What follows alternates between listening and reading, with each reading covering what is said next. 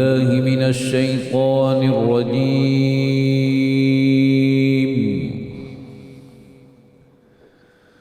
بسم الله الرحمن الرحيم.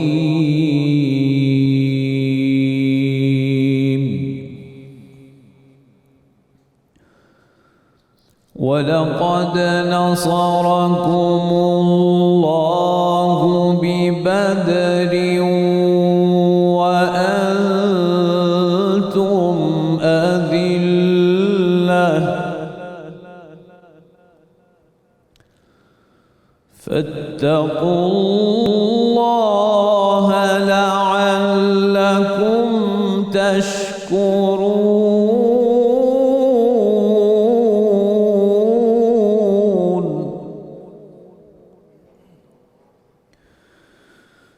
إذ تقول للمؤمنين ألن يكفيكم أن يمدكم ربكم ب3,000 آلاف من الملائكة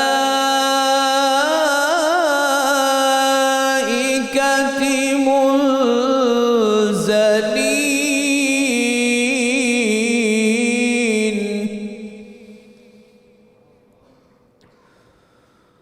بلى إن تصبروا وتتقوا ويأتوكم من فورهم هذا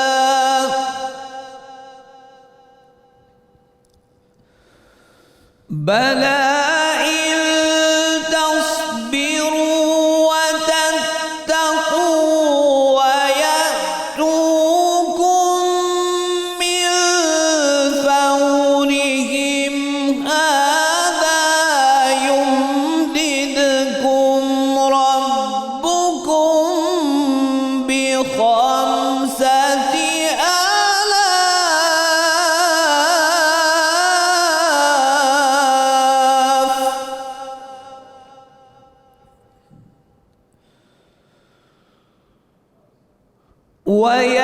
ويأتوكم من فورهم هذا يمددكم ربكم ب5,000 من الملائكة مسومين.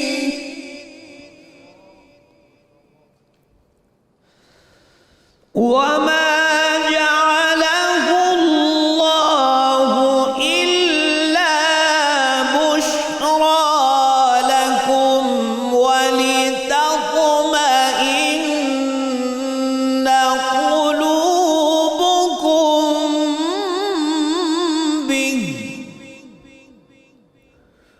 وما النصر إلا من عند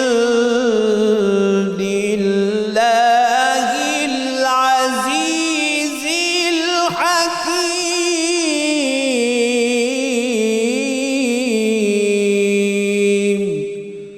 صدق الله العظيم. ماشاءاللہ ماشاءاللہ. ملک معروف نوجوان قاری جناب قاری سید خالد حمید کاظمی صاحب تلاوت کلام پاک سے ہم سب کے قلوب کو منور فرما رہے تھے. الحمدللہ رب العالمین والصلاة والسلام علی سید الانبیاء والمرسلین. اللہم صلی علی سیدنا و مولانا محمد وعلی آلہ واصحابہ وبارک وسلم وصلی علیہ.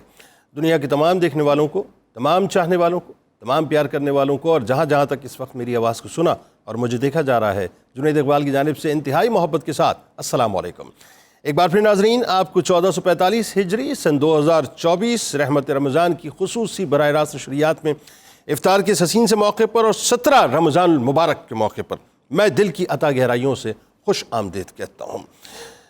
اس تیقن کے ساتھ آغاز کرتے ہیں صاحب کہ کاش کاش کاش کاش کاش آج مسلمانوں کے دل میں یہ بات اتر جائے کہ اللہ پر توکل ہی اس کی اصل دولت ہے۔ کاش مسلمانوں کے دلوں میں یہ بات اتر جائے کہ اسباب تو اپنی جگہ ہیں، لیکن اصل معاملہ مسبب الاسباب پر تیقن کا ہے۔ کاش مسلمانوں کے دل میں یہ بات اتر جائے کہ ایمان کی حلاوت ہی مسلمان اس وقت پاتا ہے جب سارے اسباب کو وہ ٹھوکر مارتا ہے اور مسبب کی بارگاہ میں آ کر کھڑے ہو جایا کرتا ہے۔ کاش مسلمانوں کو یہ سمجھ آ جائے کہ ایمان کی اصل جو طاقت ہے وہ میسر ہی اس وقت آتی ہے جب انسان تمام تر طاقتوں کو فراموش کرتا ہے، سب کو لا کہتا ہے، سب کو لا کہتا ہے اور الا اللہ کا نعرہ لگاتا ہے اور اس کے بعد اللہ کی بارگاہ میں آ جاتا ہے۔ ناظرین کرام، آج رمضان المبارک ہے، آج یوم الفرقان ہے۔ آج کا دن غزوہ بدر کا دن ہے، آج کا دن غزوہ بدر الکبریٰ اور بدر العظمیٰ کہلاتا ہے۔ یعنی ایک عجیب و غریب سا دن ہے صاحب، ایک طرف حق ہے، دوسری طرف باطل ہے، ایک طرف غرور و تکبر اور طاقت کے نشے میں بدمست کفار ہیں تو دوسری طرف اللہ اور اس کے رسول صلی اللہ علیہ وآلہ وسلم کے غلام ہیں۔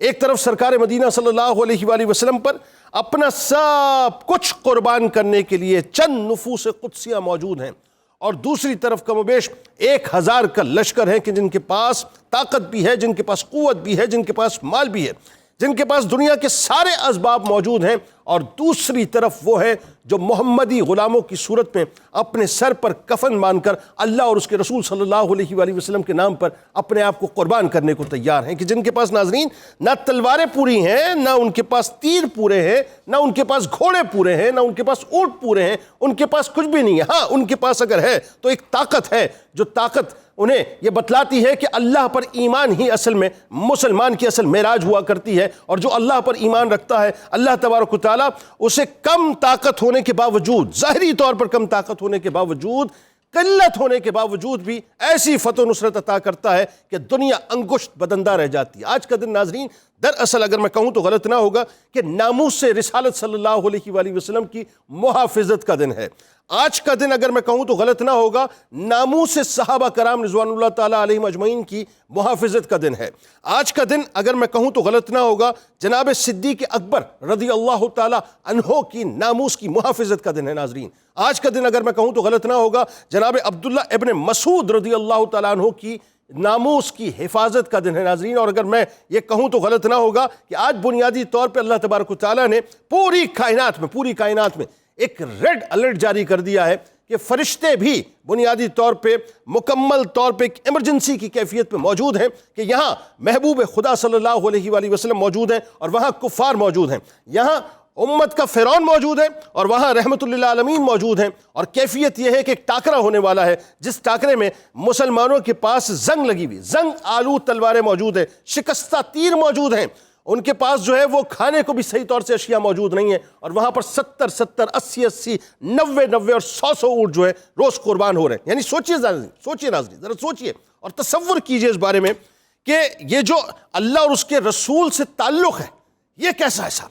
یعنی اللہ اور اس کے رسول صلی اللہ علیہ وآلہ وسلم کو تمام تر رشتوں سے جو ہے وہ اوپر اور بالا رکھا جاتا ہے کہ لا یؤمن احدکم حتی اکون احب الیہ من والدہ وولدہ والناس اجمعین کی عملی تصویر اور تفسیر دیکھنی ہے تو آج آپ کو بدر کا میدان وہ تفسیر اور تصویر دکھاتا ہوا نظر آتا ہے، کہ کہیں حضرت ابو عبیدہ اپنے والد کو واصل جہنم کرتے ہیں تو کہیں حضرت عمر فاروق رضی اللہ تعالیٰ عنہ اپنے ماموں عاص بن ہشام کو واصل جہنم کرتے ہیں، اور کہیں مصعب بن عمیر رضی اللہ تعالیٰ عنہ کے بھائی زرارہ بن عمیر قیدی بنا کے لائے جاتے ہیں، تو حضرت مصعب فرماتے ہیں کہ اور زیادہ ان کو مضبوطی سے کسنا کہ ان کے جو والدین ہیں ان کے پاس زیادہ مال ہے۔ یعنی تمام تر رشتے جو ہیں وہ ایک طرف ہیں اور اللہ اور اس کے رسول صلی اللہ علیہ وآلہ وسلم کا رشتہ ایک طرف ہے۔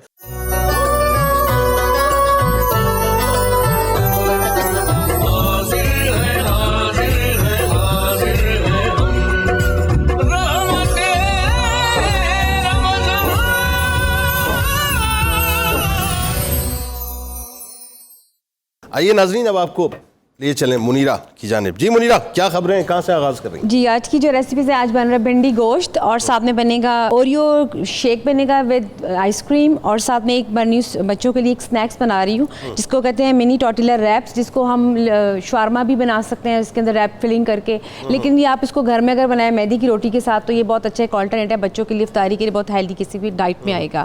اچھا, اس کے لیے میں سب سے پہلے بھنڈی کے لیے کہ بھنڈی کو پہلے واش کرنا ہے, کیونکہ بھنڈی اکثر لیس چھوڑ دیتی ہے. اکثر شکایت ہوتی ہے کہ بھنڈی لیسلی کی ہو جاتی ہے, تو آپ اس کو پہلے دھوئیں, دھونے کے بعد اس کو سکھائیں, پھر اس کو واش کرنے, پھر اس کو کٹ کر کے پھر آپ اس کو فرائی کرنا ہے, کیونکہ عام طور پہ آپ گیلی کے لیے جب فرائی کرتے تو وہ بھنڈی لیس چھوڑ دیتی ہے. اچھا, تو یہ اس کی ایک ٹپ ہے, میں نے کہا میں شیئر کر دوں کہ اکثر مجھے سب کہتے ہیں کہ ضرور بتائیے کہ بھنڈی لیس کیوں چھوڑتی ہے.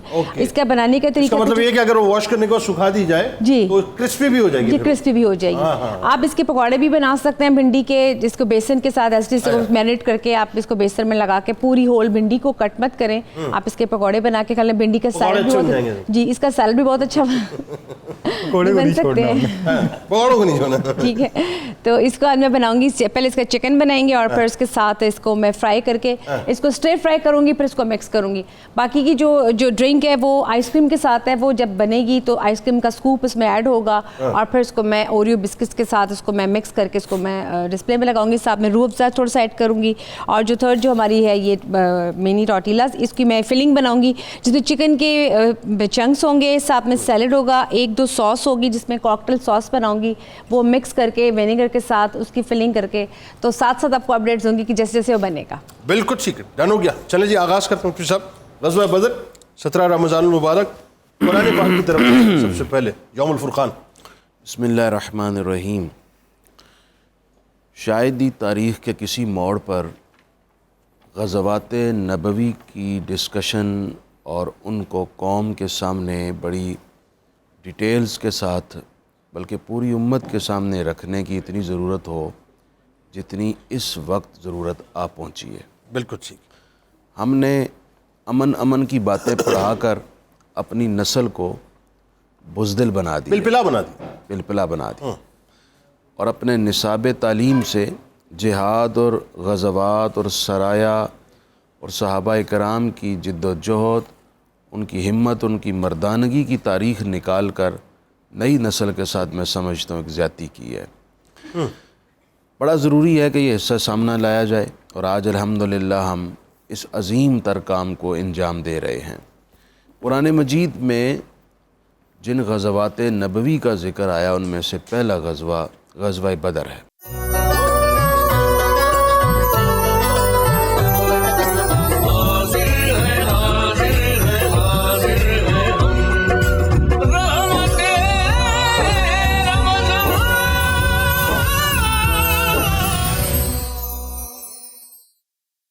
جی مفتی صاحب کیا فرما رہے تھے, آپ بتائیے. سورہ آل عمران کی آیت نمبر 123, 24, 25, 26, 27 میں, اور پھر سورۃ الانفال میں غزوہ بدر کا قدرے ڈیٹیل کے ساتھ ذکر ہے.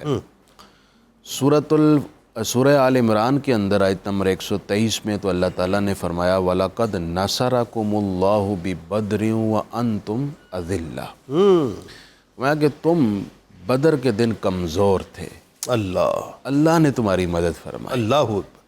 اور پھر ساتھ یہ بھی فرمایا کہ اللہ نے 3000 فرشتے اتارے, اور ساتھ یہ بھی فرمایا کہ اگر تم صبر رکھو تو اللہ تعالیٰ تمہاری ثابت قدمی کی بنیاد پر ان کی تعداد بڑھا کر 5000 کر دے گا. اللہ اکبر.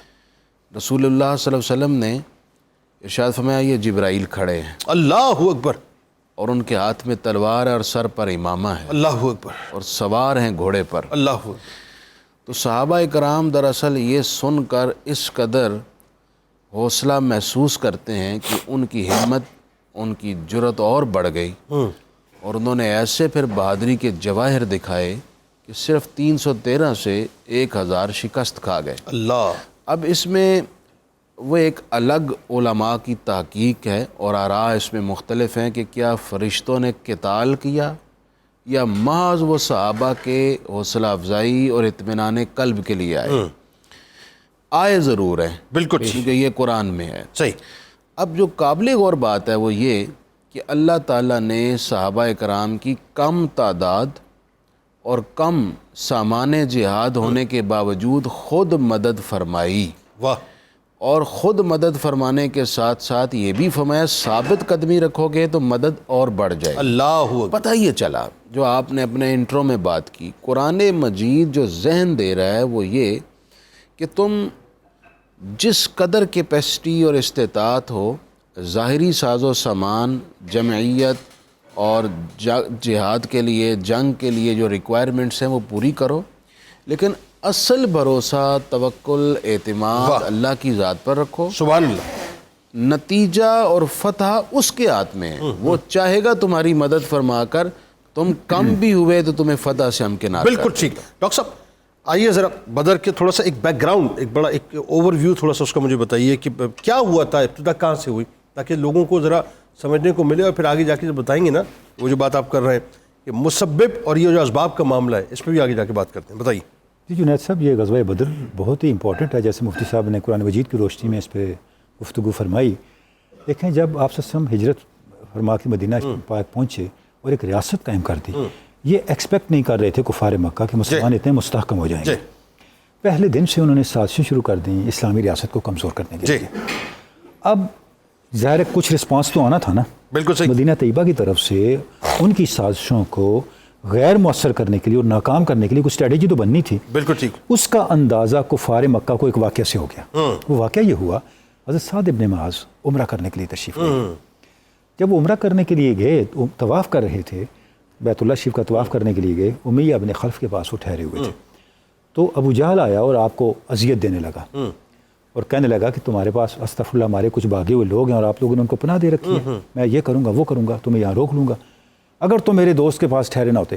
حضرت سعد نے عجیب ان کو ایک بات کہی، فرمایا کہ تم جو سوچ رہے ہو نا، میرے پاس اس کا ایک ایسا حل ہے جو تمہارے لیے اس سے بھی زیادہ خطرناک ثابت ہوگا. اس نے کہا وہ کیا؟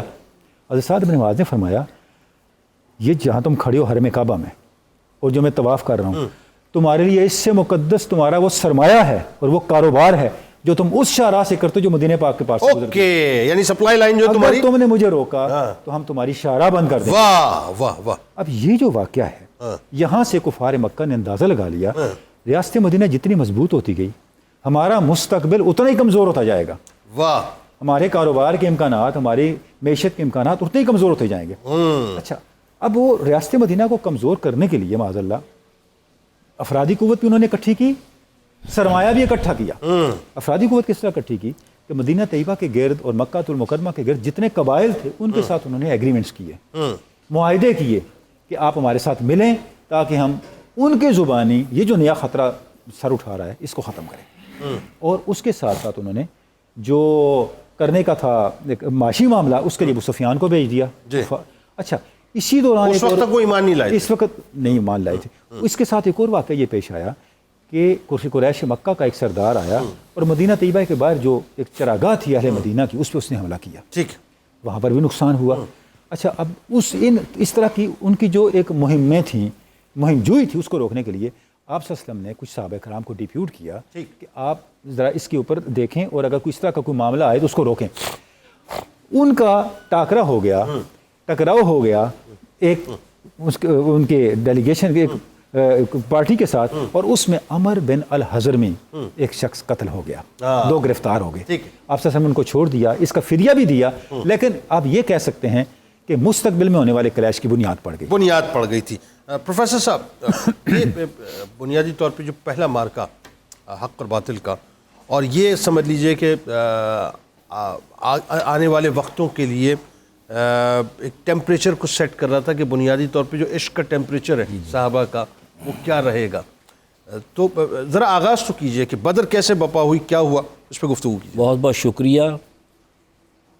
غزوہ بدر وہ غزوہ ہے جس کی رپورٹنگ اللہ تعالیٰ نے قرآن میں فرمائی ہے. اللہ، اور چھوٹی بڑی بات سب بیان کی گئی.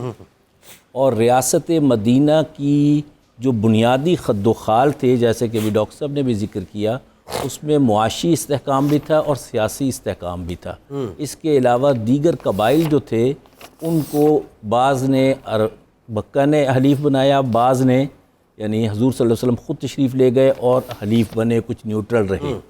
اس کے باوجود سرایہ کا جہاں تک ابھی ذکر ہوا ہے کہ اگر عمرو بن الحضری جو ہے اس کا فدیہ دیا جا رہا ہے، اور یہ کہنا کہ جی وہاں سے آنے والا قافلہ جو تھا اس کو لوٹنا مقصود تھا، لوٹنا مقصود نہیں تھا، کیونکہ یہاں سے مکہ کے لوگوں نے عبداللہ بن ابی جب تھے تو ان سے کہا کہ آپ ہمارے یا تو خود قتل کر دیں یا ہم حملہ آور ہو رہے ہیں۔ یہ قد جو ہے یہ مال کی نہیں تھی، یہ قد جو ہے بنیادی طور پر وہ دین الہی ہے جو ہم جس پر مسلمان زندگی گزارتے ہیں، اور مسلمانوں نے اس معاملے میں ترک عالم اختیار کوئے دوست، جیسے کہ اپنے شروع میں حدیث شریف بیان کی، لا یؤمن احدکم حتی اکون احب الیہ من والدہ وولدہ والناس اجمعین۔ اب یہ جو کیفیت ہے کہ آپ سب کچھ چھوڑیں گے تو فضائے بدر پیدا ہوگی، اور فضائے بدر پیدا کرنا آج پاکستان کی بھی ضرورت ہے۔ اور میں یہ چاہوں گا کہ نشان بدر ہمارے عسکری آرمی چیف جو ہیں یہ آرمی کے اندر ایک نشان بدر جاری کریں جو امت مسلمہ کو اس روشن ماضی کو یاد دلائے کہ جب مسلمان اللہ اور رسول صلی اللہ علیہ وسلم افوض امری اللہ، جب معاملہ اللہ اور اس کے رسول صلی اللہ علیہ وسلم پہ چھوڑ دیا جاتا ہے تو کامیابی ومن نصر الا من عند اللہ نصیب میں ہوتی ہے۔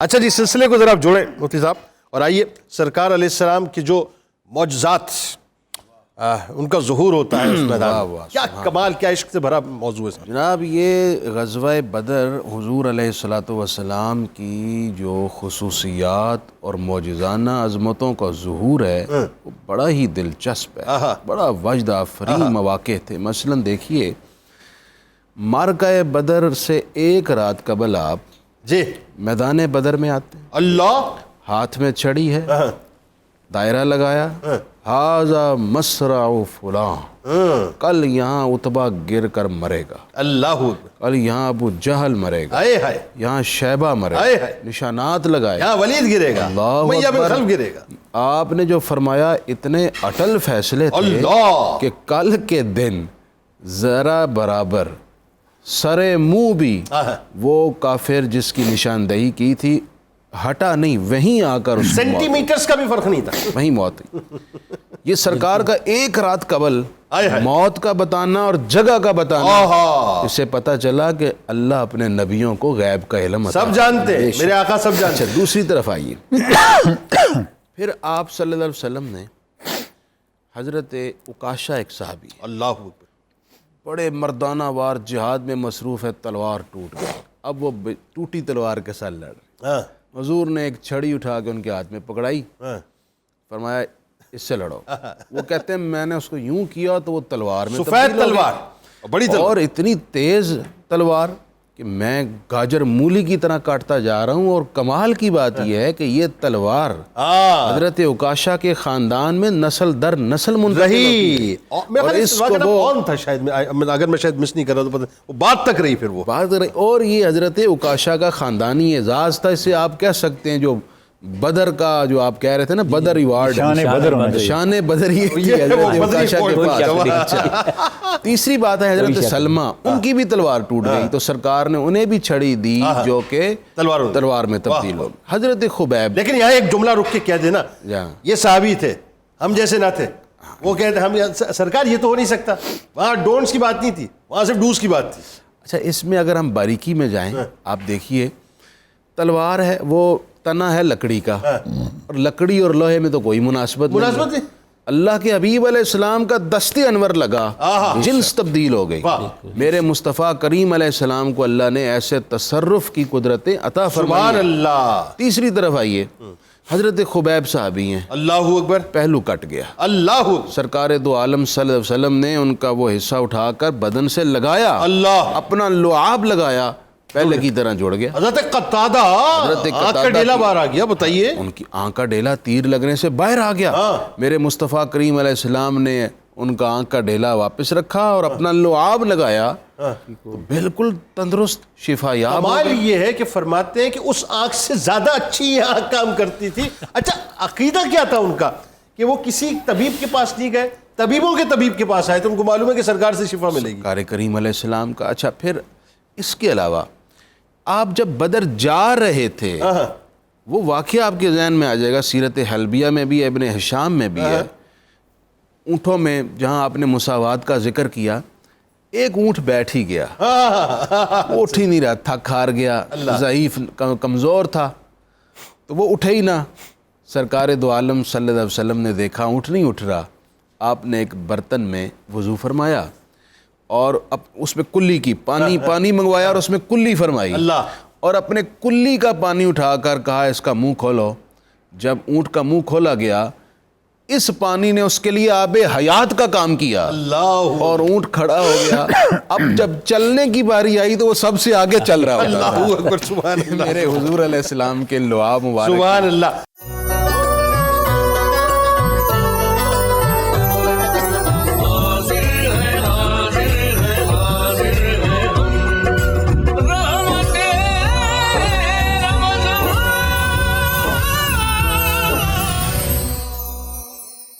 اچھا اس سلسلے کو ذرا آگے اڑاتے ہیں مفتی صاحب. اور ڈاکٹر صاحب اب یہ ایک تو یہ اس کا جو معجزاتی پہلو ظاہر ہے, اور سرکار کے تو ایسے سے کمال معجزات کا ظہور وہاں پہ ہو رہا ہے کہ کیا ہی شان ہے.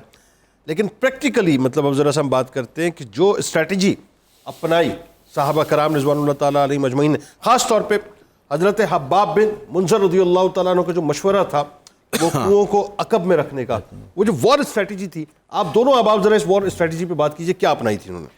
جی جنید صاحب, غزوہ بدر جب ہم دیکھتے ہیں تو اس کی اسٹریٹجی کو جب آپ دیکھتے ہیں, یہ ایک ایسا غزوہ ہے جس میں اللہ کی تقدیر اور حضور کی تدبیر ہم آہنگوں کے آگے چلتے نظر آتے ہیں. یعنی آپ صلی اللہ علیہ وسلم جو اقدامات فرما رہے ہیں انہی کی فیور میں اللہ کی تائید اترتی چلی جا رہی ہے. واہ. اور اس کے پیچھے ایک بڑا بنیادی نقطہ ہمیں کبھی فراموش جنید صاحب نہیں کرنا, وہ یہ ہے, اب دیکھیں ایک دن پہلے آپ صلی اللہ علیہ وسلم فرما رہے ہیں کون سا کافر کہاں گرے گا. بالکل ٹھیک ہے. اس کے باوجود ساری رات اللہ کی بارگاہ میں گریہ وزاری میں, یہ کیسی بات ہے, واہ واہ واہ, سبحان اللہ. یقین کا یہ عالم, واہ. مستقبل کے مشاہدے کا یہ عالم کہ کفار کے قتل ہونے سے پہلے ان کو گرتا ہوا دیکھ رہے ہیں, اللہ اکبر. اور اس کے باوجود بندگی کا یہ عالم کہ اللہ کی بارگاہ میں اتنے گریہ وزاری کر رہے ہیں کہ ابوبکر صدیق فرما رہے ہیں یا رسول اللہ, اللہ آپ کی دعا قبول فرما لے گا, تنہا نہیں چھوڑے گا, قبول کرے گا.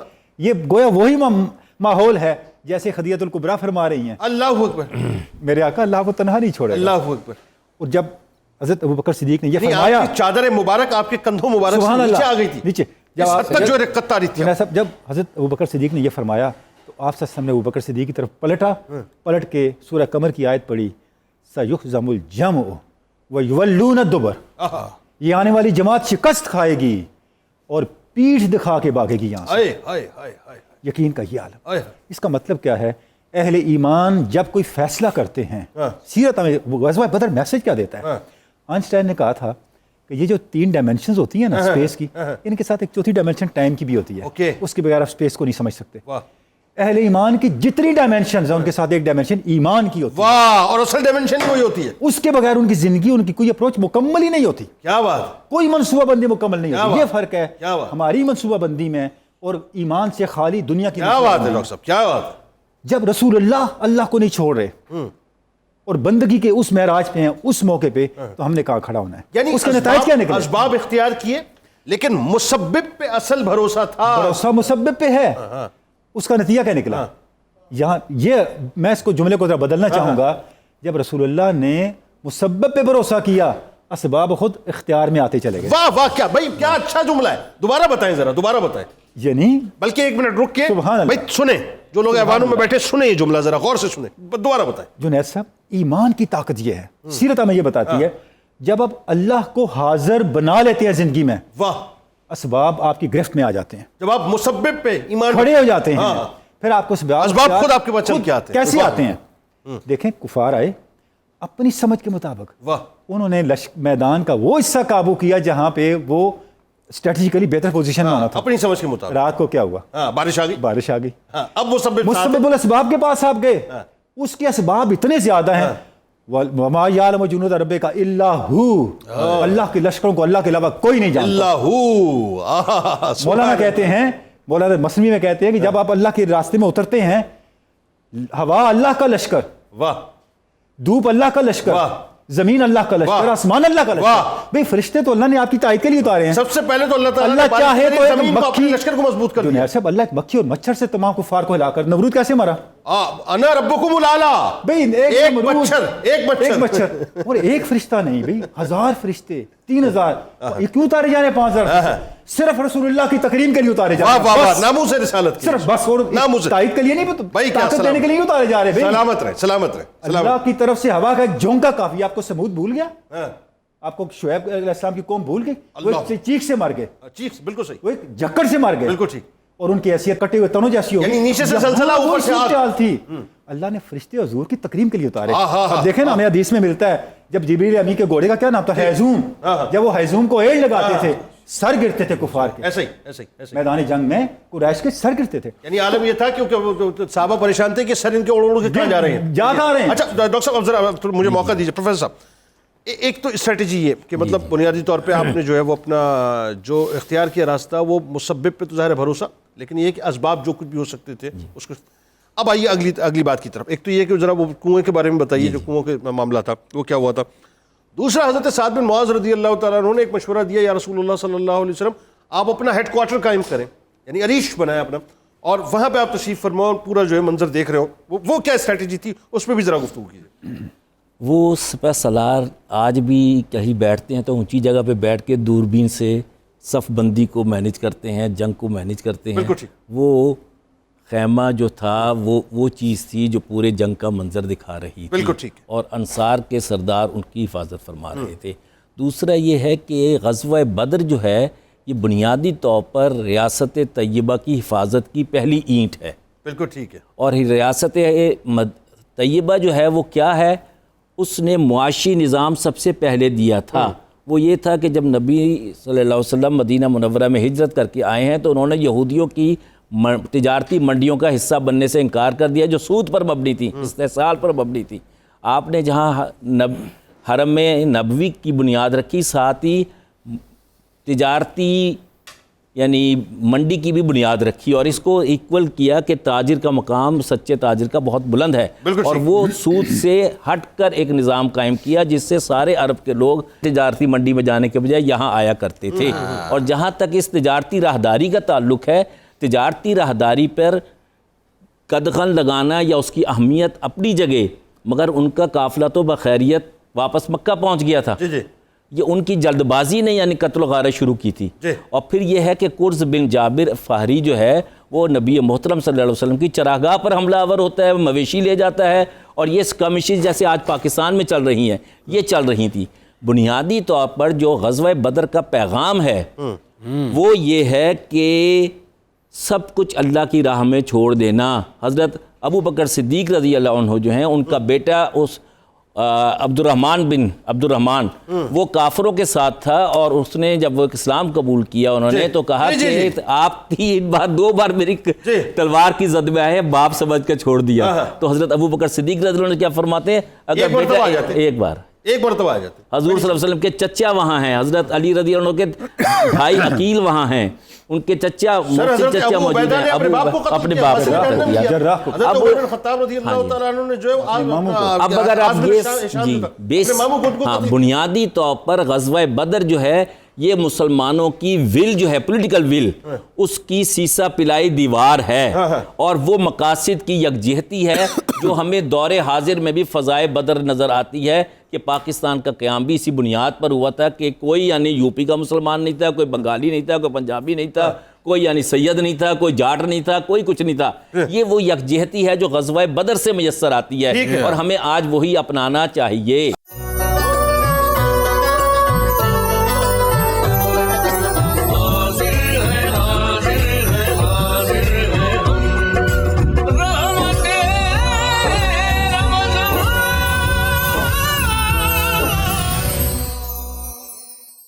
خدا کا لشکر جرار تھے وہ 313, خدا کا لشکر جرار تھے وہ 313, سپاہ سید ابرار تھے وہ 313. خدا کا لشکر جرار تھے وہ 313, سپاہ سید ابرار تھے وہ 313. ہوا ٹکرا کے سر باطل کا آخر پاش ان سے, بنے ایک آہینی دیوار تھے وہ 313. سپہ سالار اعظم ان کے تھے سرکار دو عالم، سپہ سالار اعظم ان کے تھے سرکار دو عالم، مگر سب قوم کے سالار تھے وہ 313، رہے گا حشر تک اسلام نازاں ان کی جرت پر، رہے گا حشر تک اسلام نازاں ان کی جرت پر، نبی کے بہترین شاکار تھے وہ 313، ضرورت اس لیے ان کو نہ تھی تیغوں کی تیروں کی کہ خود ہی تیغ جوہردار تھے وہ 313، کرو جو چاہو کی ان کی سند دنیا میں حاصل، کرو جو چاہو کی ان کی سند دنیا میں حاصل تھی۔ قرآن کی آیت کا ترجمہ ہے نا کہ کرو جو چاہو کی ان کو سند دنیا میں حاصل تھی، یہیں پر خلد کے حقدار تھے وہ 313، طلوع بدر بن کر بدر کی وادی کو چمکایا، سراپا مطلع انوار تھے وہ 313، ہے ان کا تذکرہ قرآن میں تابندہ تر صائم، ہے ان کا تذکرہ قرآن میں تابندہ تر صائم، فدائے احمد مختار تھے وہ 313۔ اصل بات یہ ہے اور صاحب اس پہ ذرا بات کریں، وہ فدائے احمد مختار تھے صلی اللہ علیہ وآلہ وسلم، اور آج ہم جو ہے وہ فدائے ڈالر مختار ہیں۔ مسئلہ یہ ہے آج ہم جو ہے فدائے امریکہ مختار ہیں، آج ہم فدائے اسرائیل مختار ہیں، آج مسئلہ یہ ہے کہ ہم جو ہے وہ آج فدائے یہودی مختار ہیں، تو ہمیں فدائے احمد مختار ہونا پڑے گا۔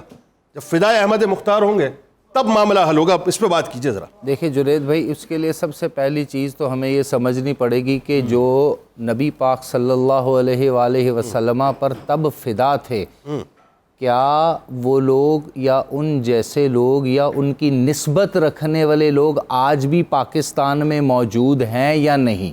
پہلے تو یہ مسئلہ حل کرنا پڑے گا۔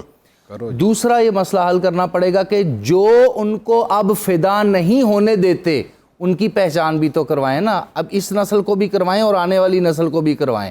دوسری بڑی چیز جنید بھائی، انفارچونیٹلی ہمارے ہاں اب وہ تمام کی تمام مواقع جو کم سے کم 50-60 سال پہلے بھی موجود تھے، نوجوان نسل کو بھی، والدین کو بھی، علماء کرام کو بھی اور باقی تمام لوگوں کو بھی، وہ آج کے دور میں میسر نہیں ہے۔ مثلاً سمپل سی بات میں آپ کو بتاتا ہوں، آپ کو اب انٹرنیشنل لاء کے تحت چلنا ہے، آپ کی فارن پالیسی کے جتنے بھی ڈیسیژنز ہیں ان کو ڈیسیژن لینے والے، کرنے والے، ان پہ عمل کرنے والے، ان کو یوم البدر آپ لکھوا لیں، اگر ان سے لکھا بھی جائے اردو میں یا عربی میں، آپ ان سے کوئی ایسا کلمہ سن لیں، کوئی ایسی بات سن لیں، کوئی ایسی چیز سن لیں جس میں دین کی نص ہو، بیسک کانسیپٹ ہو دین کا، تو پہلے تو یہ دیکھیں کہ یہ فیصلے کر کون رہے ہیں۔ دوسری امپورٹنٹ چیز، کیا یہ جو لوگ فیصلے کر رہے ہیں وہ ان کے ہی تابع ہیں جن کے خلاف میں اور آپ یہاں سے بیٹھ کر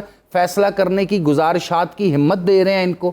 تو جواب ملے گا جی ہاں جی، وہ ان کے ہی تابع ہیں، اکنامیکلی بھی، پولیٹیکل ڈیسیژن میکنگ میں بھی، یہاں تک کہ ان کی ٹرانسفر پوسٹنگ میں بھی وہ ان کے تابع ہیں۔ اور یہ میں نہیں کہہ رہا، اس کے اوپر ڈھیروں کتابیں لکھی جا چکی ہیں۔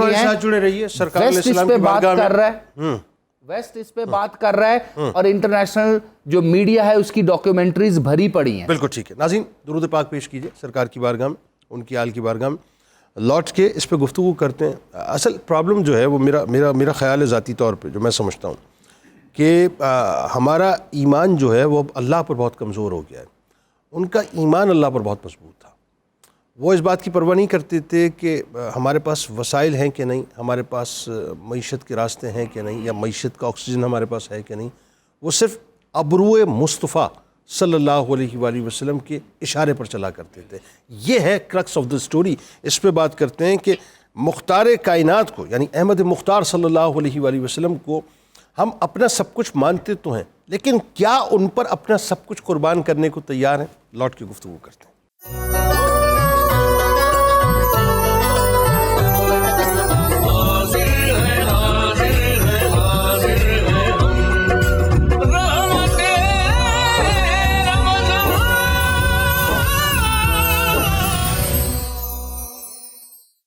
جی اپنا منیرہ کیا خبریں ہیں بتائیے, کہاں تک پہنچی؟ جی جو تھے منی ریپس وہ ریڈی کر دی ہیں, اور اس کا میں نے انڈیویجول بھی پلیٹر بنایا کہ جو ڈائٹ میں ہے وہ اس انڈیویجول بھی کھا سکتے ہیں ایز اے سیلڈ کے طور پہ. اور جو اوریو ملک شیک تھا وہ ونیلا آئس کریم وہ بھی میں نے بنا دی ہے. اس میں آئس کریم میں نے اس میں ملک شیک میں جب ایڈ کیے تو آئس کریم اس کے اوپر فلوٹ کر رہی ہے. اور جو تھی بھنڈی گوشت وہ بھی ریڈی ہو گیا, وہ بھی آپ کو میں ڈسپلے میں لگا دیتی ہوں, یہ دیکھ سکتے ہیں. اس کو اب ہم نکالیں گے, یہ دیکھیں ذرا.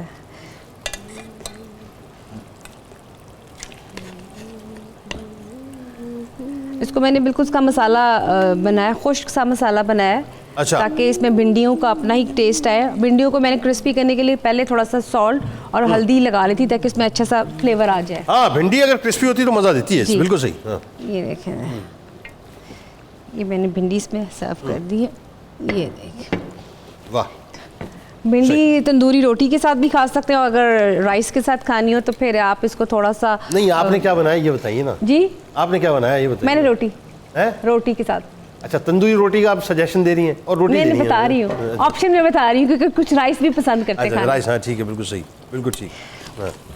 جیسے کہ کچنار کا آپ نے مجھے کہا تھا نا, تو کچنار کی میں نے ایک انوویشن کی, کچنار بریانی, اب وہ بنانا سکھاؤں گی. اچھا جی, کچنار بریانی. جی ہاں تو اس دن تو میں کھاؤں گا ضرور. بالکل صحیح ہو گیا. اور کیا ہے, بس یہ ڈسپلے میرا ریڈی.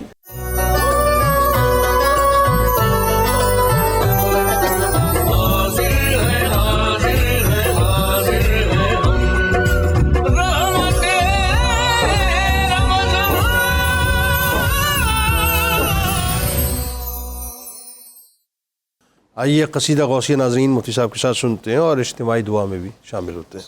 الرحمن الرحیم اللہم صلی علی سیدنا و مولانا محمد معدن الجود والکرم والہ وبارک وسلم. یا شاہ جینا یا شاہ جینا یا شاہ جینا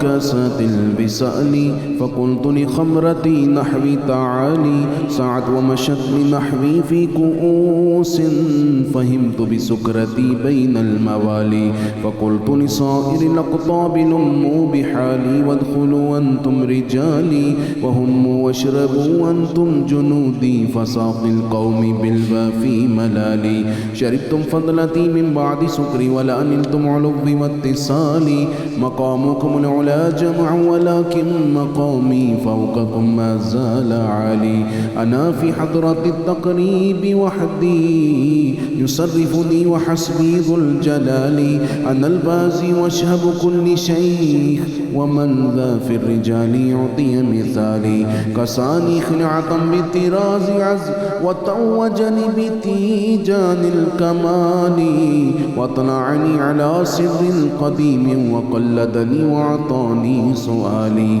وولاني على الأقطاب جمعا فحكمي نافذ في كل حال يا شاهدينا يا شاهدينا يا شاهدينا يا شاهدينا فلو ألقيت سري في بحار لسار الكل غورا في الزوال ولو ألقيت سري في جبال لدكت واختفت بين الرمال ولو ألقيت سري فوق النار لخمدت والتفت بالسر حالي ولو ألقيت سري فوق ميت لقام بقدرة المولى تعالي وما منها شهور أو دهور تمر وتنقضي إلا تالي وتخبرني بما يأتي ويجري وتعلمني فاقصر عن جدالي مريديهم وطب واشتح وغني وافعل ما تشاء فالاسم علي مريدي لا تخف الله ربي عطاني رفعة نلت المنال طبولي في السماء والأرض دكت وشموس السعادة قد بدالي بلاد الله ملكي تحت حكم وقت قبل قلبي قد صفالي نظرت إلى بلاد الله جمعا كخردلة على حكم اتصالي وكل ولي له له قدم وإني على قدم النبي بدر الكمال مريدي لا تخف واش فإني عزوم القاتل عند القتال أنا الجيلي محي الدين اسمي وأعلامي على رأس الجبال أنا الحصن والمخدع مقامي وأقدامي على عنق الرجال وعبد القادر المشهور اسمي وجدي صاحب العين الكمال تقبل لي ولا تردد سؤالي أغثني سيدي انظر بحالي يا شاهدين يا شاهدين يا شاهدين يا شاهدين يا رحمن يا رزاق يا سلام یا حی یا قیوم یا مسبب الاسباب یا ذا الجلال والاکرام. پروردگار عالم پوری قوم میں تمام روزے داروں کے روزے قبول فرما. پروردگار عالم ہمارے تمام پاکستانیوں میں جو بیمار ہیں سب کو شفا دے دے. اے اللہ پاک ہمارے ملک کے تمام بے روزگاروں کو برسر روزگار کر دے. میرے اللہ جن کا کام نہیں چل رہا چلا دے, جن کا چل رہا ہے اس میں برکت دے. یا اللہ جو مقروض ہیں ان کا قرضہ اتار دے. میرے مولا ہمارے ملک کو آسانیاں دے دے. یا اللہ ہمارے ملک کی زمین میں, ہوا میں, اداروں میں, کاروبار میں, ہر شعبے میں لا تعداد اور ان گنت برکات کا ظہور فرما. یا اللہ ہماری افواج کی ہمت اور حوصلے میں اضافہ فرما. آئے دن جو ہماری سرحدوں پر کشیدگی ہو رہی ہے, یا اللہ اس ملک کو جو لوگ عدم استحکام کا شکار کرنا چاہتے ہیں انہیں اپنے ہر پروگرام میں ناکام کر دے. یا اللہ اس ملک کو ناقابل تسخیر بنا. یا اللہ ہمارے ملک کو سر بلندی, عزت اور ایسی طاقت بخش کہ یہ ملک تمام اقوام عالم کی قیادت کرے. یا اللہ پاک خصوصی طور پر ہمارے تمام بچے بچیوں کو ہمیشہ ٹریک پر رکھنا, اپنے ماں باپ کی عزت میں اضافہ کرنے کا باعث بنانا. یا اللہ پاک خاص طور پر تیرے حضور درخواست ہے کہ اس وقت عید قریب ہے, جن حضرات نے ابھی تک اپنی زکوٰۃ نہیں نکالی, یا اللہ عید سے پہلے انہیں اپنی زکوٰۃ فطرانے غریب لوگوں تک باعزت طریقے سے پہنچانے کی توفیق عطا فرما. وصلی اللہ تعالی علی حبیبہ سیدنا و مولانا محمد وعلی آلہ واصحابہ اجمعین برحمتک یا ارحم